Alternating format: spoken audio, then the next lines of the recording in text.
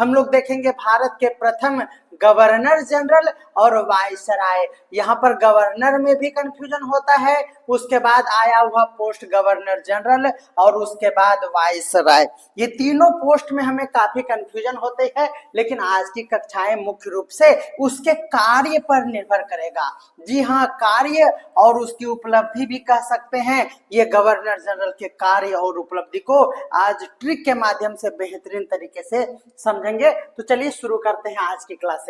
ये क्लास आप पहले कर लिए होंगे, हम लोग डायरेक्ट कार्य पर आते हैं जो कि हमारा है आज के क्लास का थीम। चलिए बंगाल के गवर्नर जनरल की सूची को हम लोग देखते हैं, ध्यान दीजिएगा। पहला नाम आता है वारेन हेस्टिंग। ध्यान में रखना है आपको क्या, तो सबसे पहले आपको मिलता है वारंट। क्या मिलता है? आप किसी भी कानूनी लड़ाई लड़ेंगे तो सबसे पहले आपको वारंट आएगा, तो आपको वारंट से याद रखना है वारेन। क्या याद रखना है? Warren Hasting. ध्यान में रखना है बात 1772 की है, ध्यान में रखना है 1772 ईस्वी की बात होगी। कब की? जल्दी से बताइएगा, कमेंट में करते चलिए। आप 1772 कमेंट में लिखिए, हमारे साथ आप रिदम में चलेंगे ना, मजा आ जाएगा। और लास्ट में मॉक टेस्ट भी है, देखिएगा। वारेन हेस्टिंग 1772 से 1785 तक। अगर हमारे साथ नए साथी जुड़ते हैं तो सबसे पहले सब्सक्राइब कर लीजिए, तब हमारा कमेंट बॉक्स इनेबल होगा और आप कमेंट कर पाएंगे। चलिए, वारेन हेस्टिंग के लिए आपको याद रखना है धारा 1772। वारंट आया यानी वारेन हो गया। याद रखना है बंगाल के प्रथम गवर्नर जनरल। आपको ये ध्यान में रखना है कि प्रथम गवर्नर जनरल क्या है, ये देखने वाली बातें हैं। मैं आपको एक बात समझाना चाहूंगा, ध्यान में रखिएगा। जो कंपनी की शासन शुरू होती है, कंपनी यानी ईस्ट इंडिया कंपनी सबसे पहले बंगाल में अपना पैर फैलाती है और प्रशासनिक व्यवस्था के तहत वहां पर पोस्ट जो होता है वह गवर्नर जनरल का होता है। ये बातें पहले आप ध्यान दीजिए। तो सबसे पहले जो हुआ ना, तो वो बंगाल का गवर्नर कहलाया। सबसे पहले क्या हुआ? तो बंगाल का गवर्नर कहलाया। ठीक है ना, ये हमने बता दिया है।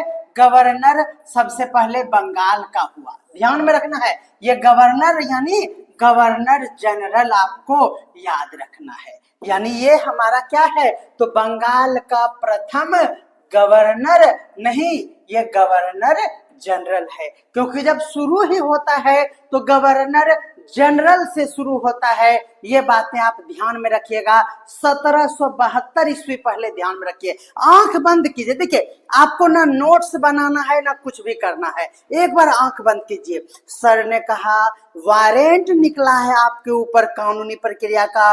वारंट बोले तो वारेन याद रखना है। तो वारेन हेस्टिंग हमारा हो गया 1772। चलिए, यहां से कथा शुरू हो गया और बंगाल से शासन शुरू होने के कारण बंगाल का वो प्रथम गवर्नर जनरल कहलाया। ये बंगाल का प्रथम गवर्नर जनरल है। आप यहाँ दिमाग नहीं लगा के यहाँ भारत का नहीं समझ लीजिएगा, ये भारत का नहीं बंगाल का गवर्नर जनरल है, ध्यान में रखना है। उसके बाद 72 के बाद एक ही साल में रेगुलेटिंग एक्ट को लागू किया गया और बंगाल में जो शासन व्यवस्था था उसको इसी एक्ट के तहत शुरू किया गया सुधार की प्रक्रिया। ध्यान में रखना है। यानी 1772 ईस्वी में ये जो हमारा प्रथम बंगाल का गवर्नर जनरल बना, उसको एक ही साल में बोला ना ऐसे काम नहीं चलेगा, सिर्फ बंगाल से काम नहीं चलेगा। तब उन्होंने क्या लाया? तो रेगुलेटिंग एक्ट याद रखना है। आप क्या किए थे? वारंट आया, आप रेगुलेटर चुरा लिए थे, है ना। हॉस्टल लाइफ में सबसे ज्यादा खराब होता है रेगुलेटर। तो आप क्या किए थे? आप रेगुलेटर चुरा लिए थे, इसीलिए आपको वारंट आया था। ध्यान में रखना है, ये हमारा ट्रिक है। क्या? तो आप हॉस्टल लाइफ में रेगुलेटर चुरा लिए थे, इसीलिए आपको वारंट आया था। तो रेगुलेटिंग एक्ट के तहत 1773 ईस्वी में क्या हुआ? वारेन हेस्टिंग के शासनकाल में एक सुधार किया गया। अपने कार्यकाल के दौरान ही वारेन हेस्टिंग ने प्रशासन की दोहरी व्यवस्था को लागू किया। तो ध्यान में रखना है, प्रथम गवर्नर जनरल ने दोहरी व्यवस्था को अपनाया। इसकी उपलब्धि ये रही कि 1773 ईस्वी में रेगुलेटिंग एक्ट में कलकत्ता में, चूंकि ये बंगाल का गवर्नर था, देखिए यहाँ पर ध्यान में रखने वाली बातें हैं, जब ये बंगाल का गवर्नर है तो वो बंगाल में कलकत्ता में उन्होंने सुप्रीम कोर्ट की स्थापना कर दी और फिर बंगाले में इसका बस चलता था, इसीलिए बंगाल में ही उन्होंने एशियाटिक सोसाइटी की भी स्थापना कर दिया। ये दो बातें, चूंकि बंगाल का प्रथम गवर्नर था तो बंगाल में ही दो काम उन्होंने किया, कलकत्ता में एक सुप्रीम कोर्ट की स्थापना कर दिया और बंगाल में ही एशियाटिक सोसाइटी की स्थापना कर दिया। बोलिए आपको यहां तक समझ में आया ना? धैर्य रखिए, अगर आप 1 घंटा देते हैं तो 1 घंटा का मतलब 1 घंटा होता है, उसके बाद आप जिंदगी में नहीं पढ़िएगा तो भी एग्जाम में खटाखट बनेगा, ध्यान में रखना है। अब देखिए यहाँ पर क्या हुआ, ध्यान में रखना है, यहाँ पर पहला आंग मराठा युद्ध हुआ। क्या हुआ? इसके शासन काल में मराठा युद्ध हुआ। याद रखना है, जब प्रथम बार आपको क्या हुआ तो वारंट आया तो आपको ध्यान में रखना है कि आपका माथा खराब हो गया। माथा बोले तो मराठा समझिएगा, यानी वारेन हेस्टिंग के शासन काल में मराठा के साथ आंग युद्ध लड़ा गया था, क्योंकि आंग एंग्लो के द्वारा अनेक प्रकार के लड़ाइयां लड़ी गई है, कन्फ्यूजन ही कन्फ्यूजन हो जाता है। इसलिए ध्यान में रखना है, जब वारेन आया तो आपका माथा खराब हो गया, माथा खराब होने से मराठा ध्यान में आएगा और आंग का मराठा युद्ध आपको याद हो जाएगा, ठीक है ना? उसके बाद जो याद रखना है क्या, तो याद रखना है साल 22 की संधि पर भी वारेन हेस्टिंग ने ही क्या साइन किया था। देखिए ध्यान में रखना है, जब आपको वारंट आया तो आंगन में आके वारंट दिया, उस समय आपकी सालबाई जो थी, बाई जो थी, वो क्या बोलती है, बाबू हस्ताक्षर कर दो इस वारंट पे। तो सालबाई जो है वो वारेन हेस्टिंग, ध्यान में रखना है, तो सालबाई ने कहा कि वारंट आया है, यानी वारंट आया है और इस पे क्या कर दो, हस्ताक्षर कर दो। बस ध्यान में आपको यही रखना है। चलिए ध्यान में रखना है, जब हम लोगों को वारंट आता है, ध्यान में रखना है, वारंट जब आता है तो हम लोग भगवान भगवान करने लगते हैं, हे भगवान अब क्या होगा, अब क्या होगा। तो याद रखना है, उस समय भगवत गीता का नाम लेते हैं हम लोग और कहते हैं भगवान भगवत गीता का पहला अंग्रेजी अनुवाद हम कर देंगे, मेरा वारंट हेस्टिंग आप हटा दीजिए। और इस तरह से आपको एक ठो गवर्नर जनरल अच्छे से याद हो गया। बताइए कि आपको हमारा ये एक्सप्लेनेशन कैसा लगा? धैर्य और संयम के साथ आप कहीं नहीं जाइएगा, बीच बीच में ऐड आएगा तो आप देखते रहिएगा, क्योंकि ऐड देखते हैं तो हमको पैसा मिलता है, इसीलिए ऐड स्किप नहीं कीजिएगा। क्या दिक्कत है, गरीब आदमी है, पेट चल रहा है, बाल बच्चा वाला आदमी है। चलिए आगे देखते हैं। तो ध्यान में रखना है, अब वारंट जब आ गया तो ध्यान में रखना है वारेन हेस्टिंग हो गया। तो याद रखना है वारेन जब आया तो अब वारंट के लिए आपको कोर्ट जाना पड़ेगा। तो क्या किए, कन्या को बोले कि ए कन्या इधर आओ, क्या तो कान का बाली लाओ, बेच के जाएंगे केस लड़ने, वारंट आया है। तो वारेन हेस्टिंग के बाद हम कान का बाली, that is called lord Cornwallis. Cornwallis मतलब क्या हो गया, कान, यानी कान, और वाली मतलब कान का बाली। ध्यान में रखना है, कॉर्नवाली जो है कब, तो ध्यान में रखना है आपको क्या, तो 1772-73 की बात हो गई। अब आप 1700 उसी चीज को 86 पर लेके चले आइए। क्या याद कर लीजिएगा, 1786 ईस्वी आपको ध्यान में रखना है। 1786 ईस्वी में लॉर्ड कॉर्नवालिस की बात होगी। देखिए अब कॉर्नवालिस जब आ गया तो क्या होगा, देखिए इससे पहले कलकत्ता में विश्वविद्यालय की स्थापना हुई। तो विश्वविद्यालय की स्थापना का यहाँ सिलसिला चल जाता है, और स्थापना जब हुआ तो यहाँ पर संस्कृत महाविद्यालय की स्थापना हुई। ध्यान में रखना है क्या, तो कॉर्नवालिस, ध्यान में रखना है यह क्या है, कान में बाली पहनते हैं, क्योंकि यह हमारी संस्कृति में पहचान बनता है। कान की बाली से क्या, कान में बाली पहनते, क्यों पहनते हैं, क्योंकि इससे हमारी संस्कृति का पहचान होता है। तो संस्कृत यानी कॉर्नवालिस संस्कृत महाविद्यालय की स्थापना हो जाती है। ध्यान में रखना है ईस्वी भी 1791 ईस्वी। यहाँ याद रखना है, कहा कि जब तुम कान की बाली बेचकर मेरा ये क्या करेगी, वारेन हेस्टिंग का जो वारंट आया था उसको कान की बाली से अगर आप करेंगे तो ये इसका अस्थाई बंदोबस्त हो जाएगा, यानी अस्थाई रूप से यह क्या होगा, समाप्त हो जाएगा। अस्थाई बंदोबस्त भी कान की बाली, और जब कान की बाली हटा दीजिएगा तो बोलिए तो आप एकदम सिविल लगिएगा कि नहीं, बोले तो एकदम सीधा सादी हो जाइएगा। कान का बालिया खत्म तो सिविल लगिएगा, एकदम हाई फाई नहीं लगिएगा। तो सिविल सेवा प्रणाली की भी शुरुआत कॉर्नवालिस से ही आपको ध्यान में आ जाएगा। तो याद रखना है, आपको ऑप्शन मिलेगा, बस एकदम टिकिया देना है। अपने कार्यकाल में उन्होंने अपीलीय अदालतें, निचली श्रेणी की अदालतें और संस्कृति है कान की बाली से तो संस्कृत कॉलेज की स्थापना की। यानी ये ध्यान में रखना है कि वारेन हेस्टिंग ने क्या किया था। तो कलकत्ता में सुप्रीम कोर्ट नहीं, हाई कोर्ट की स्थापना की थी, सुप्रीम कोर्ट नहीं बोला क्या है, देखिए गड़बड़ा जाता है कभी कभी। देखिए कलकत्ता में क्या हुआ, तो यहाँ पर सुप्रीम कोर्ट लिखा हुआ है, ध्यान में रखना है, सुप्रीम कोर्ट की स्थापना हुई और उसी लिए यहाँ पर एक अपीलीय अदालत, उसके बाद वाला यानी कॉर्नवालिस वाला निचली श्रेणी की अदालतें और कॉलेज की स्थापना भी उन्होंने क्या क्या, कौन कॉलेज, संस्कृत कॉलेज। चलिए तो ध्यान में रखना है। उसके बाद यहाँ पर तीसरे एंग्लो मैसूर याद रखना है युद्ध उनके द्वारा लड़ा गया, यानी ध्यान में रखना है। अब क्या हुआ, तो ध्यान में रखना है, ये है कॉर्नवालिस। और आपको हमने याद करा दिया कि कान का बाली तो बेचवा दिया वारेन हेस्टिंग के बाद, तो कान का बाली के बाद छोटा सा मसूर के जैसा क्या किया, कान में ही पहना, सोने का एकदम छोटा सा 1000 में जो आता है क्या, तो मसूर के जैसा छोटा कान में बाली बेचकर पहन लिया। तो तीसरो एंग्लो मैसूर युद्ध जो है ना, वो किसके द्वारा लड़ा गया, तो कॉर्नवालिस के द्वारा लड़ा गया। ये ध्यान में आपको रखना है। और एंग्लो मैसूर युद्ध है क्यों, क्योंकि कान में अब मसूर के जैसा आपको पहनना पड़ेगा, क्योंकि बाली तो बेच दिया गया। इसके साथ ही याद रखना है शेरिंगपट्टनम की संधि भी इसके शासनकाल में हुआ। उसके कार्यकाल में ही अस्थाई बंदोबस्त और सिविल सेवा की संचालन की शुरुआत की गई। हमने यहाँ पर बात कर लिया कि अगर क्या हो गया, इसका ट्रिक हम बता दिए, एक बार हमारा वीडियो देख लीजिएगा।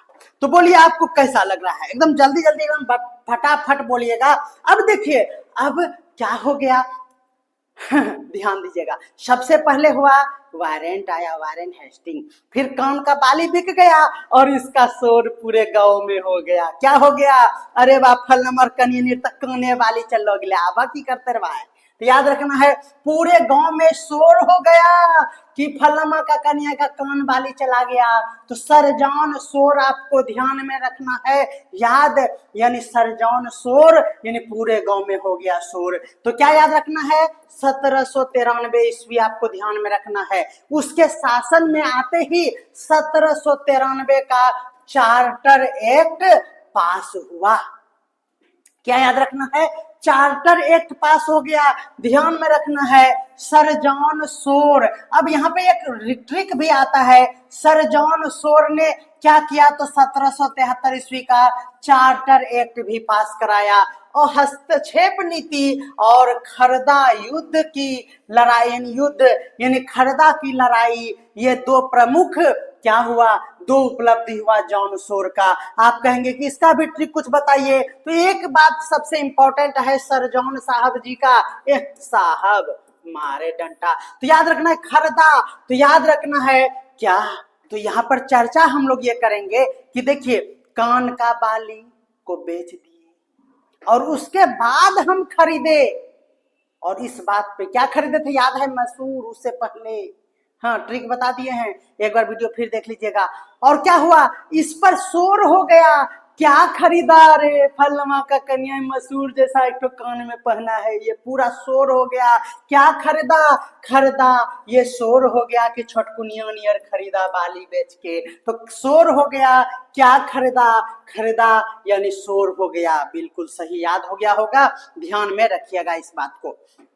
चलिए ये भी खत्म। अब चलिए, अब है हमारे पास लॉर्ड वेलेस्की। ध्यान में रखना है, यह लॉर्ड वेलेस्की का शासनकाल शुरू होता है 1798 ईस्वी में। कब? तो 1798 ईस्वी की बात करेंगे। उसके बाद क्या होगा? 1798 ईस्वी में वेलेस्की, ध्यान में रखना है। और उसके बाद सब चीज समाप्त हो गया, केस सिमट गया, और क्या हो गया? सब चीज वेल हो गया। ध्यान में रखिएगा, सबसे पहले वारेन हेस्टिंग आया, उसके बाद क्या आया? तो उसके बाद याद रखना है कॉर्नवालिस आया। कॉर्नवालिस के बाद क्या आया? ध्यान में रखना है, कॉर्नवालिस के बाद बाली बिकने का शोर हो गया, और शोर होने के साथ ही सब कुछ अच्छे से सेटल हो गया, और सब कुछ well, all is well. Well बोले तो वेलेस्की चौथा नंबर पे आपको ध्यान में रखना है।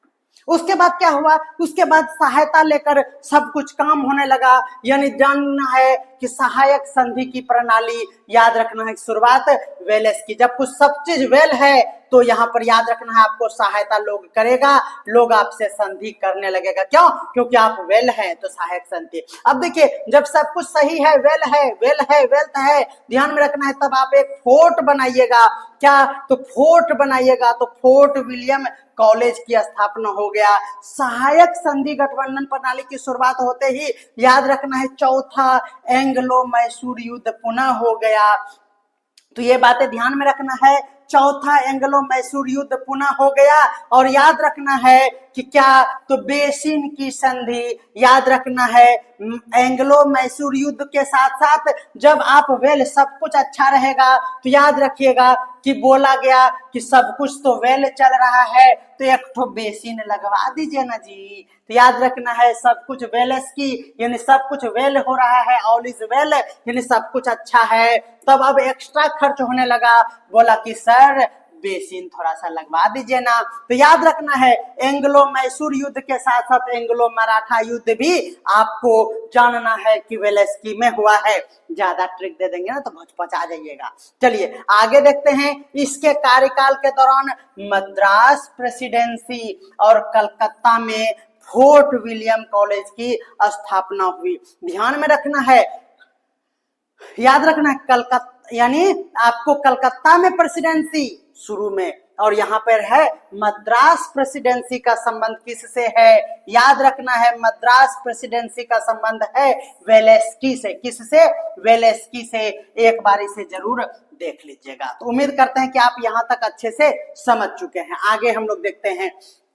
देखिए उसके बाद आता है लॉर्ड मिंटो प्रथम। याद रखना है लॉर्ड मिंटो प्रथम का शासनकाल सिर्फ याद कर लीजिए, इसकी उपलब्धि कभी भी पूछी नहीं जाती है, इसीलिए हमने भी यहाँ पर इसको इग्नोर किया। उसके बाद याद रखना है लॉर्ड हेस्टिंग। ध्यान में रखना है, क्या याद रखना है? वहां था वारेन हेस्टिंग, 1 नंबर पे था वारेन हेस्टिंग, ध्यान में रखना है। और यहाँ पर है क्या? तो लॉर्ड हेस्टिंग है। ये बातें ध्यान में रखना है आपको, ठीक है ना? लॉर्ड हेस्टिंग है, ये बातें ध्यान में रखना है। ध्यान में रखना है सिर्फ हेस्टिंग की अगर बात करें तो ये हेस्टिंग गोरखा युद्ध के में लड़ा गया था इसके शासनकाल में, और यहाँ पर नेपाल की संधि हुआ था। हेस्टिंग याद रखना है नेपाल की संधि के लिए, और हस्तक्षेप नीति का यहाँ पर क्या किया गया? अंत किया गया। अभी आपको हमने बताया कि इसकी शुरुआत कौन किया था, तो जल्दी से शुरू किसने किया था हस्तक्षेप नीति? जल्दी से आप कमेंट करके बताइए, हस्तक्षेप नीति किसने शुरू किया? जल्दी से बताइए। और अंत किया किसने? तो लॉर्ड हेस्टिंग ने। ध्यान में रखना है यहाँ पर एंग्लो नेपाल युद्ध लड़ा गया, क्योंकि नेपाल का संबंध है लॉर्ड हेस्टिंग से, ध्यान में रखना है। और ये सगौली, याद रखना है सगौली का संधि, सगौली का संधि। देखिए यहाँ पर हम लोग ध्यान में रख सकते हैं, ये गौली मतलब गोली, आप इसको समझ लीजिए। क्या या समझ लीजिए? गोली। और याद रखना है गब्बर ने सबको हंसा हंसा के गोली मारा था, तो हेस्टिंग जब आए तो हेस्टिंग्स से समझना है हंसा हंसा कर गोली मारा सबको, यानी सगोली मार दिया। हेस्टिंग आपको ध्यान में रहेगा। जब तीसरा आंग्ल युद्ध हुआ तो ये इसके शासनकाल में हुआ, ये बातें ध्यान में रहे। पेशवाशिप को समाप्त कर दिया गया। वाह, वेरी वेरी इंपॉर्टेंट ये लाइन है। पेशवाशिप समाप्त करने का श्रेय किनको जाता है? तो याद रखना है वारेन हेस्टिंग को। पेशवाशिप समाप्त करने का श्रेय किसको जाता है? वारेन हेस्टिंग को। ये बातें ध्यान में रखना है। मद्रास की रैयतवारी प्रणाली की भी स्थापना उन्होंने किया और उत्तर पश्चिमी प्रांतों में बॉम्बे में जाकर उन्होंने महलवारी प्रणाली की भी उन्होंने शुरुआत की। यानी सबसे ज्यादा पूछे जाने वाला ये क्वेश्चन है रैयतवारी प्रणाली और महलवारी प्रणाली, इसकी शुरुआत किसने किया? ये रैयतवारी और महलवारी जो है याद रखना है वारेन हेस्टिंग। किसने? तो वारेन हेस्टिंग के द्वारा यह शुरू किया गया था, भूलना नहीं है। अब सबसे इंपॉर्टेंट जो यहाँ पर उपलब्धि है वह है लॉर्ड विलियम बेंटिंग की। ईस्वी 1828 पहुंच चुके हैं और हम लोग आज 1857 तक पढ़ते हुए हम लोग 1947 तक के सभी गवर्नर और वायसराय और गवर्नर जनरल को यहाँ पर देखेंगे। देखिए बैटिंग याद रखना है, ये विलियम बेंटिंग है, इसको बैटिंग पढ़ लीजिए, बैटिंग कीजिए और सती प्रथा को, बॉल को इस तरह से मारकर उड़ा दीजिए। सती प्रथा को हटाने वाला क्या हो गया? तो बैट से सती प्रथा को खत्म कर दिया। विधवा विवाह को भी उन्होंने क्या किया? रोक दिया। और इसके लिए उन्होंने क्या किया? कठोर कानून बनाया। तो विलियम बेंटिंग आपका बिल्कुल सही जवाब हो जाएगा। ध्यान में रखना है उस समय प्रचलित था ठगी, मिथ्या भाषण और बाल बध को भी दबाने के लिए उन्होंने कानून बनाया और ये थे लॉर्ड विलियम बेंटिंग। ध्यान में रखना है 1835 में अंग्रेजी शिक्षा अधिनियम उन्होंने पारित किया। बेहतरीन, कई बार क्वेश्चन पूछा गया है। 1835 ईस्वी में अंग्रेजी शिक्षा अधिनियम पारित करने का श्रेय किसे जाता है? तो लॉर्ड विलियम बेंटिंग को जाता है। ये बातें आपको ध्यान में रखना है। अगला ध्यान में रखना है चार्टर अधिनियम 1833 ईस्वी, चार्टर अधिनियम 1833 ईस्वी और भारत सरकार अधिनियम 1833 ईस्वी और यूनाइटेड किंगडम की संसद में एक अधिनियम ये पारित किया गया। ये बातें ध्यान में रखना है, याद रखना है। इसे सेंट हेलेना अधिनियम वो 1833 के रूप में भी जाना जाता है। ये कई बार प्रश्न यहाँ से पूछता है मेरे प्यारे साथियों, आप इसे नोट कर लीजिए। चार्टर एक्ट 1833 कहिए या इसी को भारत सरकार अधिनियम 1833 कहिए और इसे सेंट हेलेना अधिनियम 1833 भी कहिए। तीनों का नाम में आपको कोई कंफ्यूजन नहीं रखना है, ये बातें ध्यान में आपको रखना है। विधि आयोग ने 1833 के बाद 1837 में सरकार को दंड संहिता की मसौदा प्रस्तुत किया और उसी को मैकाले कोड के नाम से जाना गया। बेहतरीन लाइन, आप इसे फिर से नोट कर लेंगे। विधि आयोग ने 1837 ईस्वी में एक दंड संहिता मसौदा प्रस्तुत किया जिसे क्या कहा गया? तो मैकाले कोड के नाम से जाना गया। ये बातें ध्यान में रखना है। सिफारिशों के परिणाम स्वरूप क्या हुआ? 1859 ईस्वी में नागरिक प्रक्रिया के तहत संहिता और उसके बाद 1859 के बाद जस्ट 60 में भारतीय दंड संहिता और 1862 ईस्वी में आपराधिक प्रक्रिया कोड को पेश किया गया। यानी आपको बेहतरीन ये संहिता से संबंधित आपको 3 ईस्वी याद रखना है, 1859, 1860 और 1862। ये तीनों अगर आप याद कर लेते हैं तो एक क्वेश्चन यहाँ से बनते ही बनते हैं। ध्यान में रखना है ये तीनों ईस्वी आपको बहुत ही अच्छे से याद रखना है। पहला क्या है? तो नागरिक आया, उसके बाद नागरिक था भारत का और भारत के लिए क्या याद रखना है कि अंतिम में कोई भी नागरिक अपराध नहीं करेगा।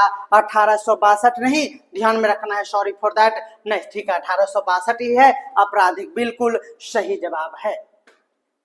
चलिए, इसका क्लास टेस्ट भी होगा अगले दिन, तो हमारे साथ आप बने रहिएगा, कहीं जाइएगा नहीं। देखिएगा, आपको एक बात याद रखना है, लॉर्ड चार्ल्स मेटकॉफ। क्या याद रखना है? लॉर्ड चार्ल्स मेटकॉफ की अगर हम बात करें तो याद रखना है, प्रेस पर लगे हुए प्रतिबंधों को उसने हटा दिया और भारतीय प्रेस से मुक्ति बंधन की उन्हें उपाधि दी गई। ध्यान में रखना है, मेटकॉफ, क्या याद रखना है? मेटकॉफ के द्वारा प्रेस पर लगे हुए प्रतिबंध को हटाया था।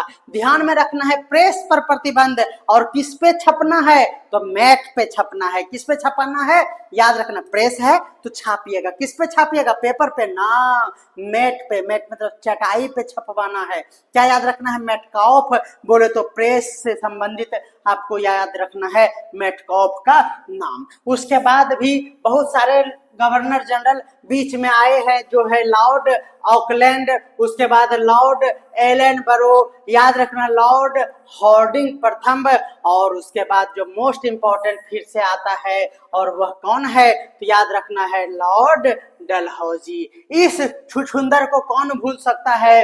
लॉर्ड डलहौजी का नाम आपको इस तरह से याद रखना है। व्यक्तिगत सिद्धांत को लागू किया है, सभी इस चीज को जानते होंगे। यानी इससे पहले जो हमने मेहनत से ट्रिक के माध्यम से याद करवाया वो बेहतरीन था। लॉर्ड डलहौजी ने व्यक्तिगत सिद्धांत को लागू किया, जिससे कई भारतीय राज्य को ब्रिटिश शासन में मिला लिया गया। व्यक्तिगत सिद्धांत क्या है, हमने बेहतरीन तरीके से अलग क्लास में पढ़ा है, फिर उसे रिवीजन करेंगे, चिंता नहीं करना है। व्यक्तिगत सिद्धांत की बात करेंगे तो लॉर्ड डलहौजी भूल जाइएगा क्या? नहीं। चार्ल्स वुड, याद रखना है, डिस्पैच के तहत भारतीय शिक्षा प्रणाली में सुधार किया गया। ये बातें ध्यान में रखना है कि भारतीय शिक्षा प्रणाली में बेहतरीन सुधार किसके माध्यम से किया गया? तो याद रखना है चार्ल्स के द्वारा। किसके द्वारा? लॉर्ड डलहौजी में चार्ल्स वुड डिस्पैच के तहत भारतीय शिक्षा प्रणाली में सुधार किया गया। भारतीय शिक्षा प्रणाली में ध्यान में रखना है, डलहौजी ने ही रेलवे टेलीग्राफ सेवा का भारत में विस्तार किया। सबसे बड़ी बात है कि विधवा पुनर्विवाह को इन्होंने पूरी तरह से पारित कर दिया। यानी आपको यहाँ 3 बातें 4 बातें अच्छे से नोट करना होगा डलहौजी के लिए।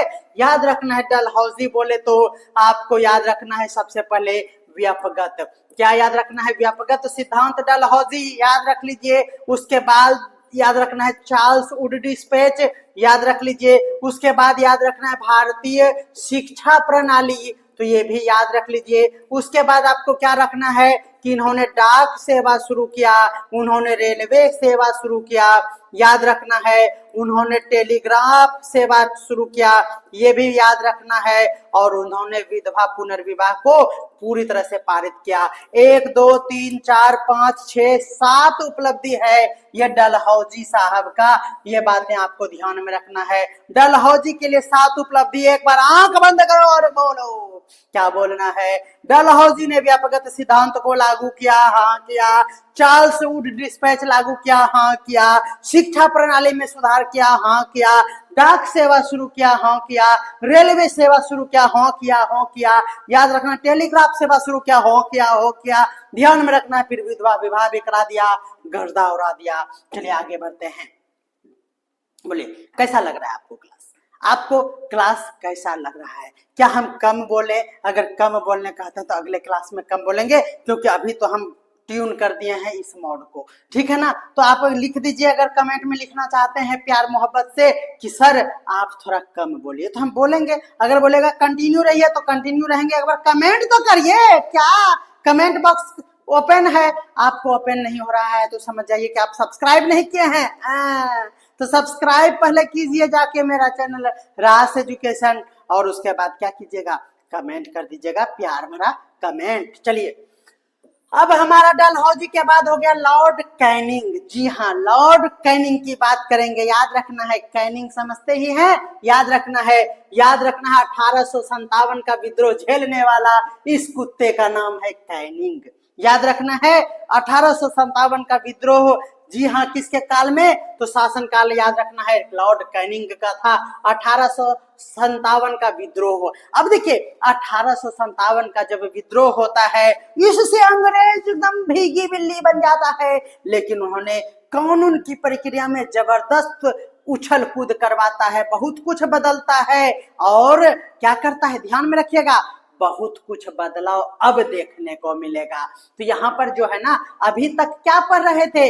गवर्नर जनरल पढ़ रहे थे, और गवर्नर जनरल का पोस्ट अब समाप्त कर दिया जाएगा और वायसराय का पोस्ट लाया जाएगा। इस सम्मेलन समारोह में वायसराय के पोस्ट को लॉन्च करने में आप बने रहिएगा, ठीक है ना, निमंत्रण दे रहे हैं। तो याद रखना है, लॉर्ड कैनिंग की बात होगी।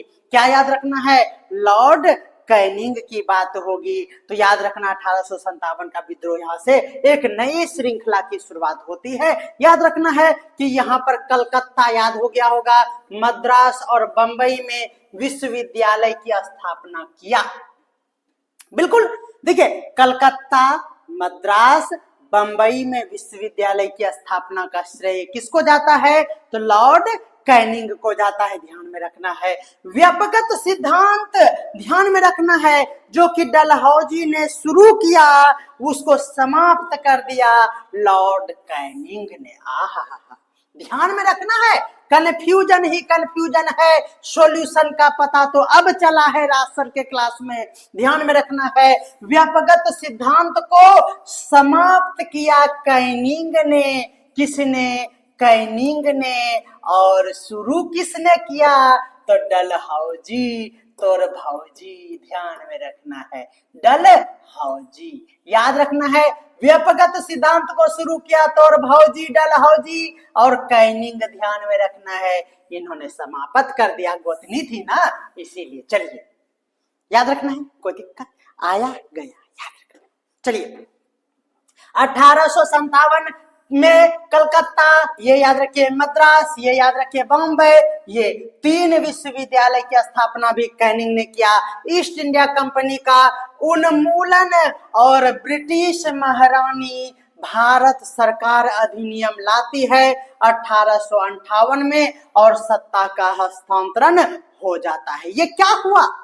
ये बुक में भी पढ़ते होंगे, कंफ्यूजन का शिकार हो जाते होंगे। यहां ध्यान में रखना है कि क्या, तो लॉर्ड डलहौजी ने के बाद जब लॉर्ड कैनिंग आया तो 1857 का विद्रोह हो गया। 1857 का विद्रोह को देखते हुए ये 1858 में बोला, हट जाताऊ पाछे, नहीं तो भारत तुम्हारा गर्दा उड़ा देगा। तो याद रखना 1857 के बाद 18 में कहा कि चल हट तू कंपनी, बोले तो ईस्ट इंडिया कंपनी को बोला तू जा रे, अब कौन आ रे? तो याद रखना है, महारानी विक्टोरिया बोली कि अब हम ही शासन करेंगे, तुम्हारा कोई काम नहीं है। तो क्या याद रखना है कि ईस्ट इंडिया कंपनी से अपने हाथों में ले लिया, यानी अब ब्रिटिश क्राउन के अधीन हो गया, सत्ता का हस्तांतरण। और याद रखना है, इसके लिए 1858 का ईस्वी याद रखना है, और उसके साथ ही इसमें विशेष सुधार किया गया 1857-58 के बाद 1861 ईस्वी में, जहां पर भारतीय परिषद अधिनियम लाया गया। भारतीय परिषद अधिनियम क्या था? तो इसमें कहा गया कि हम इसमें एक टीम बनाएंगे, यानी वायसराय के पद पर रहते हुए, ध्यान में रखना है, यहाँ पर पद इंट्रोड्यूस होगा, आगे है, चिंता नहीं करना है। यहाँ पर कहा गया कि 6 से 12, ये संख्या को याद रख लीजिए, 6 से 12 सदस्य इस भारतीय परिषद अधिनियम के तहत जो परिषद बनाया जाएगा, उसमें 6 से 12 सदस्य याद रखना है कौन होंगे? भारतीय होंगे। कौन होंगे? भारतीय होंगे। यह नियम बनाया गया।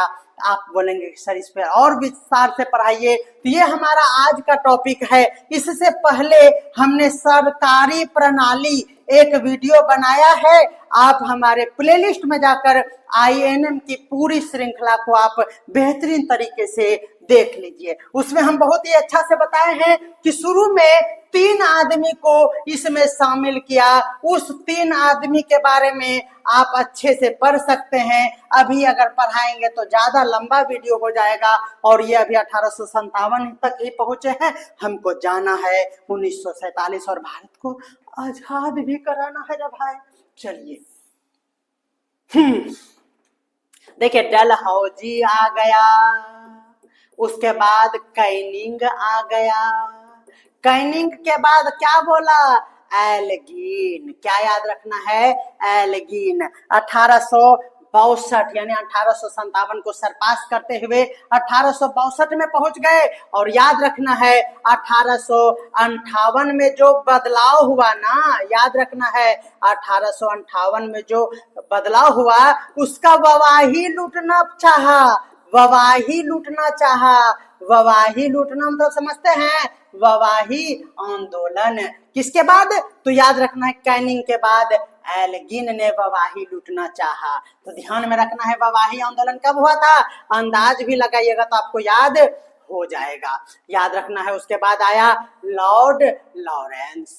क्या याद रखना है, एल्गिन के बाद याद रखना है लॉर्ड लॉरेंस की दास्तां। याद रखना है कलकत्ता मद्रास में विश्वविद्यालय का स्थापना तो हो चुका है, इन्होंने उच्च न्यायालय की स्थापना कर दी लॉर्ड लॉरेंस ने। ध्यान में रखना है, याद रखना है, हम लोग कहते हैं ना एंग्लो भूटानी युद्ध, यानी कहता है कि भुट्टा, आप जानते हैं ना अभी भुट्टा खाने का बहुत मन करता है, मकई वाला भुट्टा। तो याद रखना है भुट्टा लाओ, याद रखना है भुट्टा लाओ रे, लाओ रे मतलब लॉरेंस, भुट्टा लाओ रे यानी लॉरेंस मतलब भुट्टा।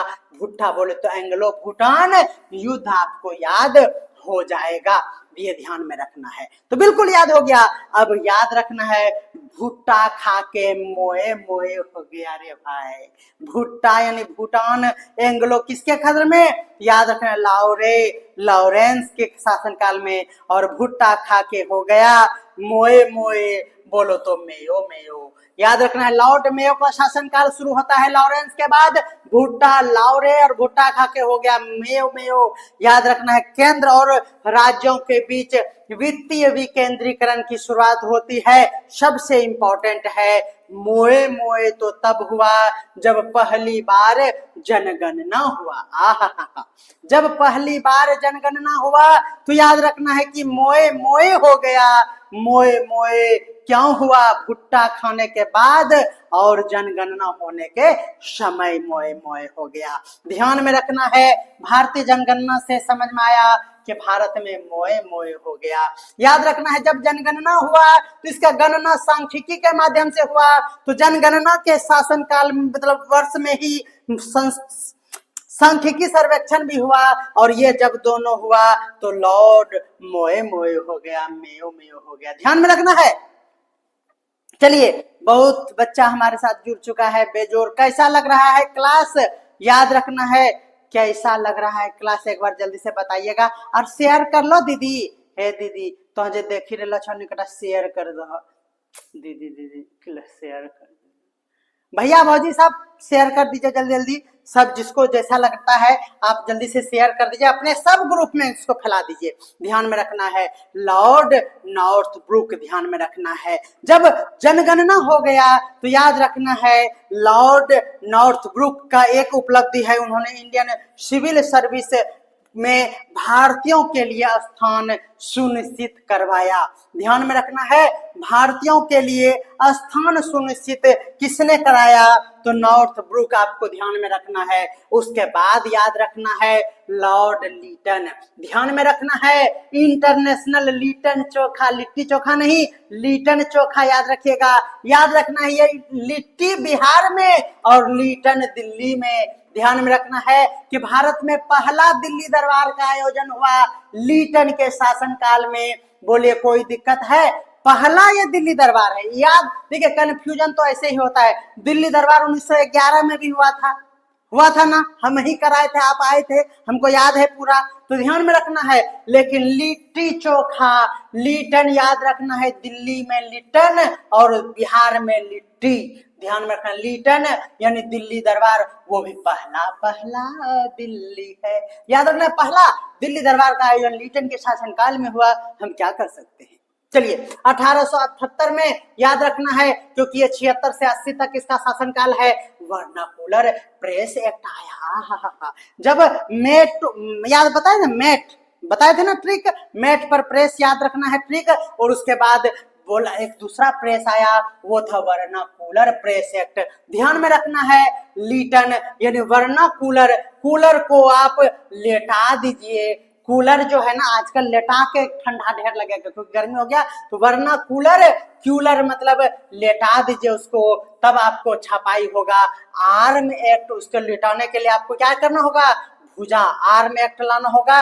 याद रखना 1878-80 में द्वितीय अफगान युद्ध भी हुआ। सबसे बड़ी बात है, रानी विक्टोरिया को उसके शासन में भारत की रानी का ताज पहनाया गया। ये अलग से आपको ध्यान में रखना है, विक्टोरिया को भारत की रानी, ध्यान में रखना है, वह भारत की रानी भी बन गई। किसके शासनकाल में, याद रखना है, लॉर्ड लिटन के शासनकाल में। याद रखिए, भारत की रानी बन गई और ये मटकी आके यहाँ पर सो गई। याद रखना है, लेट गई, लेट गई लिटन। देखिए ये क्या है, तो महारानी विक्टोरिया है। देखिए आंखों बना दें, चलिए मुंह बना दें, सिंदूर भी हम कर लिए। चलिए क्या हो गया, ध्यान रखना है, ये विक्टोरिया की महारानी बन के भारत में आके लेट गई, लेट गई मतलब लेटन हो गया, लेटन, याद रखना है। हाँ चलिए आगे बढ़ते हैं।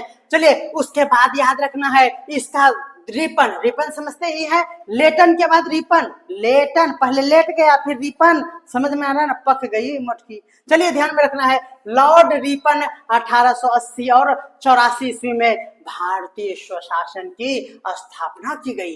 याद रखना, जब भी कोई रिपन हो जाता है मतलब पूरी तरह से पक जाता है, तो याद रखना है, कहता है कि हम एकदम अच्छा शासन कर रहे हैं। तो स्थानीय स्वशासन रिपन के शासनकाल में 1882 में प्रथम विश्वविद्यालय आयोग की स्थापना हो गई। अब यहाँ देखिए, प्रथम विश्वविद्यालय, जहां भी प्रथम आ जाए याद रखना है, लॉर्ड रिपन प्रथम विश्वविद्यालय इंपॉर्टेंट हो जाता है, ध्यान में रखना है। इन्होंने पहला कारखाना अधिनियम 1881 भी लाया और इसको पारित किया था, और 1882 ईस्वी में उन्होंने वर्नाकुलर प्रेस अधिनियम को निरस्त कर दिया। यही सब करके इतिहास को खराब कर दिया ये लोग, इतना हार्ड हो गया। बताइए तो जल्दी से, वर्नाकुलर प्रेस एक्ट किसके द्वारा लाया गया था और हटाया गया था किसके द्वारा? देखिए एकदम भाई याद करी ले, जिंदगी खराब हो जाए तो भाई याद रखना है, लिटन के द्वारा लाया गया,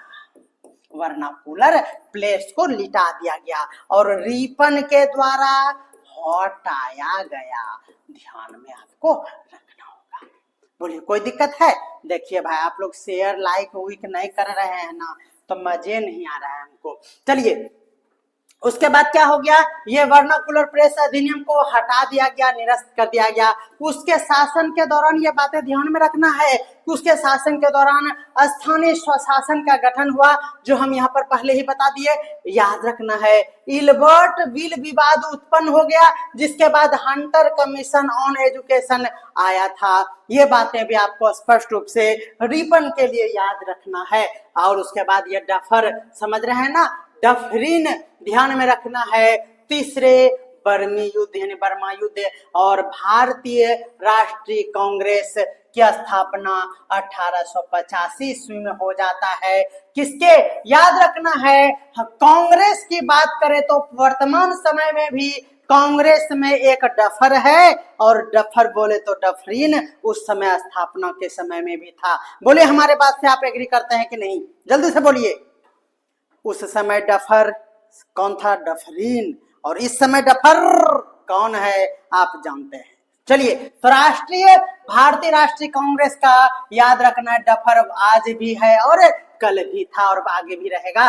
चलिए तो याद हो गया होगा। चलिए उसके बाद है हमारे पास लैंसडाउन। क्या है? लॉर्ड लैंसडाउन। ध्यान में रखना है, ये जो भारतीय परिषद अधिनियम बना था उसमें क्या हुआ, उन्होंने चुनाव की व्यवस्था करवाई। 1892 92 यानी 92 ईस्वी में लॉर्ड लैंसडाउन के द्वारा। उसके बाद लैड एल्गिन द्वितीय आया, उन्होंने कुछ नहीं किया, हटाइए करजन। देखिए करजन मतलब गर्जन, गरज दीजिएगा अगर घर में तो आपके घर में बंटवारा हो जाएगा। ध्यान में रखना है, अगर बड़ा भाई छोटा भाई दोनों में झगड़ा करा और छोटका भाई अगर गरज दिया तो घर में बंटवारा हो जाएगा, विभाजन हो जाएगा। तो करजन मतलब गर्जन, गर्जन के कारण हो गया घर में विभाजन, यानी आपको ध्यान में रखना है बंगाल का विभाजन। 1905 ईस्वी में बंगाल का विभाजन हो जाता है। करजन के शासनकाल में भारतीय प्रशासनिक सेवा को दूर रखने के लिए विभाजनकारी बंगाल विभाजन लागू कर दिया गया। इस समय भारतीय विश्वविद्यालय अधिनियम भी आया था, पुलिस आयोग नियुक्त किया गया था और विश्वविद्यालय आयोग की नियुक्ति 1902 ईस्वी में किया गया था। ये बातें ध्यान में रखना है, तो यहाँ पर करजन आपको बिल्कुल ध्यान में रखना है। उसके बाद याद रखना है लॉर्ड मिंटो द्वितीय, मिंटो मार्ले सुधार सूत्र पारित किया गया। ध्यान में रखना है यह मिंटो द्वितीय था 1905 से 10 तक। उसके बाद ध्यान में रखना है, याद रखना है हार्डिंग, लॉर्ड हार्डिंग द्वितीय। ध्यान में रखना है जब दिल्ली दरबार लगा था, क्या याद रखना है, और उस समय जब दिल्ली स्थानांतरित किया गया राजधानी को कलकत्ता से जब दिल्ली लाया गया, स्थानांतरित किया गया, तो पूरे दिल्ली में होर्डिंग लगाया गया। होर्डिंग समझते हैं, इसी को कहते हैं होर्डिंग। होर्डिंग मतलब बोर्ड, बैनर, पोस्टर लगाया गया। तो याद रखना है दिल्ली दरबार लगा था उस समय लॉर्ड, याद रखना है होर्डिंग लगाया गया था। तो याद रखना है कि राजधानी को कलकत्ता से स्थानांतरित करके दिल्ली में देखने का आदेश हुआ। बंगाल का विभाजन की यहीं पर दिल्ली दरबार में पूर्णतः घोषणा कर दिया जाता है। और क्या किया गया, राजधानी को दिल्ली स्थानांतरित करने के साथ साथ हिंदू महासभा की स्थापना होती है। हिंदू महासभा की स्थापना होती है, ये बातें ध्यान में आपको रखना है। उसके बाद आपको याद रखना है लॉर्ड चैम्सफोर्ड, याद रखना है लॉर्ड चैम्सफोर्ड, याद रखना है चैम्स मतलब चम्मच जैसा लग रहा है, और होम रूल में आप रूल बना दिए कि आज से सब बच्चा चम्मच से खाएगा। चैम्स मतलब चम्मच और होम रूल है, यानी होम रूल लीग आंदोलन का सामना चैम्सफोर्ड के शासनकाल में। रॉलेट एक्ट, याद रखना है जब होम रूल बनाया कि चम्मच से खाना है तो रॉलेट एक्ट आ गया, रॉल आप खा लिए चम्मच से। मॉन्टेग्यू चैम्सफोर्ड सुधार हुआ, तो चैम्सफोर्ड है तो चैम्सफोर्ड के शासनकाल में ना होगा, याद रखना है। लखनऊ और चंपारण समझौता भी हुआ। रटिए कितना इंपॉर्टेंट है ये स्लाइड, एक बार स्क्रीनशॉट ले लीजिए। चलिए, मॉन्टेग्यू का अगस्त घोषणा हुआ, भारत सरकार अधिनियम आया, रॉलेट एक्ट की तो बात कर लिए। बहुत दर्दनाक जलियांवाला बाग हत्याकांड भी चैम्सफोर्ड में हुआ था, याद रखना है। चैम्सफोर्ड के शासनकाल में असहयोग आंदोलन और खिलाफत आंदोलन की शुरुआत भी आपको याद रखना है कि लॉर्ड चैम्सफोर्ड के शासनकाल में जलियांवाला बाग के साथ हुआ था। ये बातें आपको ध्यान में रखना है। आगे हम लोग आ चुके हैं, आप घबराइए नहीं, 26 ईस्वी तक आ चुके हैं, 47 पहुंचा देंगे 2 मिनट में, ध्यान में रखना है। उसके बाद क्या हुआ, डलहौजी के द्वारा, नहीं sorry for that, Jallianwala Bagh हत्याकांड के बाद हम लोग क्या करते हैं, इस नरसंहार को हम लोग रीडिंग करते हैं। तो ध्यान में रखना है लॉर्ड डलहौजी नहीं, मतलब यही हुआ, जलियांवाला बाग। थोड़ा इमोशनल हो गए, वो घटना हमको बड़ा ही पता नहीं क्या है, पिछले जन्म में कोई संबंध रहा होगा, इमोशनल हो गए।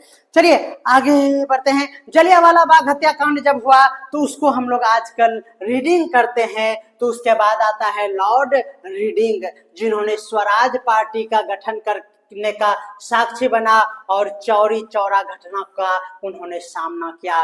ये घटना कौन कौन देखे, जैसा कि चौरी चौरा घटना, उस तरह से जलियांवाला को देख लेंगे और इसके साथ ही स्वराज पार्टी को देख लेंगे। ये जो है हमारा क्या, तो याद रखना है आपको लॉर्ड रीडिंग के शासनकाल में चौरी चौरा, और इससे पहले आपको ध्यान में रखना है क्या, तो जलियांवाला बाग हत्याकांड। उसके बाद याद रखना है लॉर्ड इरविन, इरविन से भी काफी प्रश्न बनते हैं। देखिएगा सविनय अवज्ञा आंदोलन और डांडी मार्च इरविन के शासनकाल में। प्रथम गोलमेज सम्मेलन का आयोजन साइमन कमीशन 1927 में भारत आया था, जब वह क्या थे, वायसराय थे। तो इससे पहले 2-3 बार आप मेरा प्लेलिस्ट देख लीजिए ना, उसमें हम पढ़ाए हैं जिसमें वायसराय क्या होता है, कैसे होता है, पिछले ही क्लास में हम बताए हैं प्रशासनिक व्यवस्था में, अभी रिपीट नहीं करेंगे। नेहरू रिपोर्ट आया, याद रखना है 1929 में। कांग्रेस का लाहौर सत्र हुआ, दांडी मार्च, सविनय अवज्ञा, थम याद रखना है गोलमेज प्रथम होगा, प्रथम गोलमेज सम्मेलन हुआ, और गांधी इरविन है तो इरविन समझौता 1931 ईस्वी भी यहाँ पर होता है। ओके, चलिए उसके बाद है हमारे पास लॉर्ड वेलिंगटन। क्या है, दूसरे और तीसरे गोलमेज सम्मेलन का नेतृत्व किया। इससे पहले आप पहला गोलमेज सम्मेलन अभी तुरंत बताए क्या, कमेंट आप कर सकते हैं, इसी जगह कमेंट कीजिए प्रथम गोलमेज सम्मेलन किसके शासनकाल में, लॉर्ड वेलिंगटन के शासनकाल में। दूसरा तीसरा गोलमेज सम्मेलन होता है वेलिंगटन, याद रखना वेली से बेलना, याद रखिए बेलना होता है गोल, यानी गोलमेज सम्मेलन दो ठो, दोनों तरफ बेलना में गोल, बेली वेलिंगटन यानी बेलना, याद रखना है वेलिंगटन। आपको ध्यान में रखना है भारत सरकार अधिनियम 1935 आता है, जिसके तहत आरबीआई सबकी भी कानून आया था, ये बातें आप जानते होंगे। सांप्रदायिक पुरस्कार का शुरुआत दूसरा और तीसरा गोलमेज सम्मेलन के साथ पूना पैक्ट, वेलिंगटन ध्यान में रखना है, पूना पैक्ट और भारत अधिनियम। आपको एक भी लाइन हमने छोड़ा नहीं है, ध्यान में रखना है। अगला है हमारा लॉर्ड लिनलिथगो, क्या याद रखना है, लॉर्ड लिनलिथगो, लिनलिथगो याद रखना है। द्वितीय विश्व युद्ध की शुरुआत और भारत छोड़ो आंदोलन। देखिए गो, गो मतलब भारत छोड़ो, ठीक है ना, छोड़ो गो, तो लिनलिथगो भारत छोड़ो, याद रखना है। याद रखना है लॉर्ड वेवेल का नाम आपको ध्यान में रखना है, और ये लॉर्ड वेवेल जो है 1844 से 47 तक पहुंचा देता है, जहां पर शिमला समझौता कैबिनेट मिशन योजना को लागू कर दिया जाता है, क्योंकि 44 से 47 तक में आपको आजादी का यहाँ पर खुशबू आने लगता है, तो कैबिनेट मिशन योजना लागू होता है। वेवेल योजना, क्योंकि वेवेल है तो वेवेल योजना के साथ साथ शिमला समझौता बता दिए। कैबिनेट मिशन 1946 याद रखना है, 1946 आपको ध्यान में रखना है। डायरेक्ट एक्शन डे मनाया गया 1946 को, और क्लेमेंट एटली ध्यान में रखना है, इसके बाद ही क्लेमेंट एटली है ना 1947 द्वारा भारत में ब्रिटिश शासन का अंत की घोषणा करने वाले एलिमेंट एटली होता है।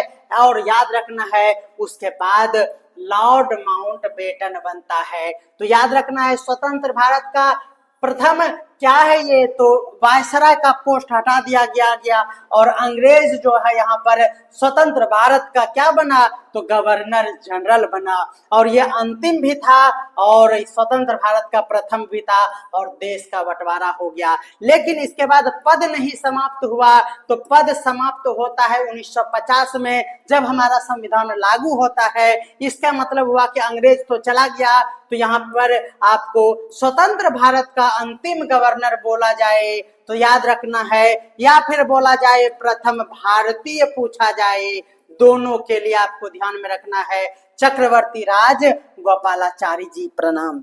चलिए 1950 ईस्वी में इस पद को भी अस्थायी रूप से समाप्त कर दिया गया, तो फिर हम भी इस क्लास को समाप्त कर देते हैं। आपको आज का क्लास कैसा लगा, आप हमें कमेंट में भरपूर प्यार दीजिएगा, प्यार से ज्यादा जरूरी है आप इसे शेयर कर दीजिएगा।